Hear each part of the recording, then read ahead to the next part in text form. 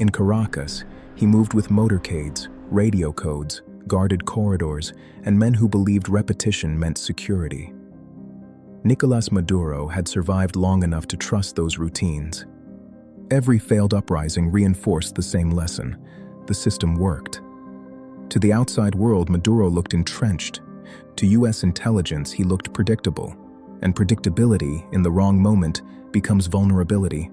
The story did not begin with troops or aircraft. It began quietly, in legal language. In 2020, US prosecutors unsealed indictments accusing Nicolás Maduro of narco-terrorism, alleging that Venezuela's highest office had merged with international drug trafficking. At the time, the charges felt symbolic. Maduro was still president. He still controlled the military. He still occupied the palace. Indictments, however, do not require belief. They require patience. Inside US agencies, the file on Maduro never closed. It grew. Movements were logged. Associates mapped. Security patterns studied over years, not weeks. There was no rush, only accumulation. By the mid-2020s, Venezuela existed in a gray zone. Maduro governed, but much of the world refused to recognize him. He commanded the armed forces, but not the economy. He held power, but without consensus, even among allies. That ambiguity mattered more than tanks or missiles. In Washington, policy discussions quietly shifted. The question was no longer, can Maduro be removed? It became, is he already outside the rules that protect leaders? For decades, international norms relied on a shared belief. Sitting heads of state are untouchable unless war is declared. But norms depend on belief. And belief, in Maduro's case, had eroded. The proposal, when it surfaced, was deliberately narrow. No invasion, no occupation, no regime collapse. Just one objective: Nicolás Maduro. Supporters framed it as law enforcement. Critics warned it would shatter precedent. Everyone understood the risk. If it worked, expectations would change forever. Months of planning followed. Not because the mission was large, but because it was constrained.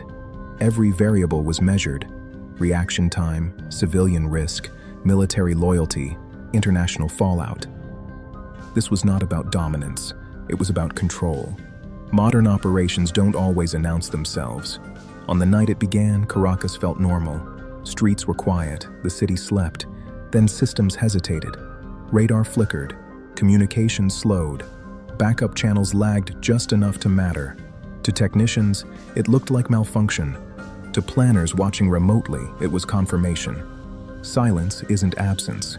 It's a weapon. Maduro was not at the presidential palace.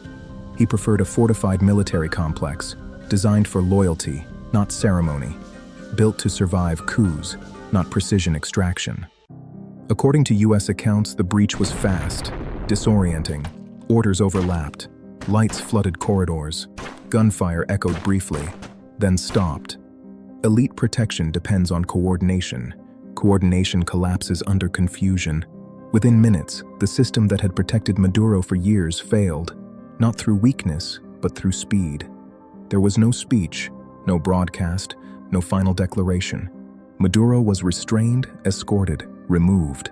For a leader defined by televised defiance, the silence was profound. By the time senior commanders understood what had happened, the most critical phase, extraction, was already underway.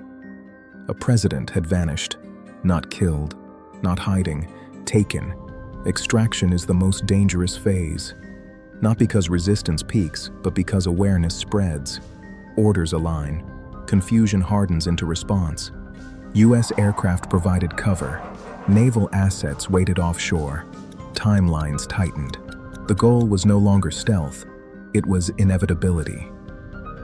Before dawn, Nicolás Maduro was no longer in Venezuelan territory. Hours later, Washington confirmed it. A sitting head of state was in US custody. The response was immediate and fractured. Supporters praised decisiveness. Critics called it kidnapping under another name.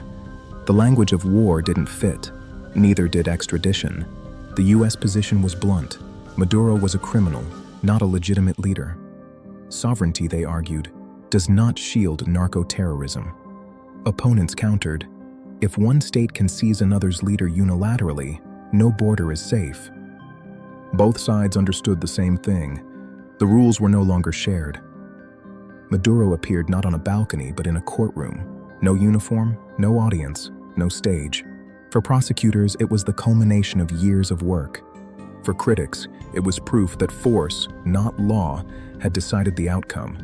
For Venezuela, it was something else entirely. A vacuum.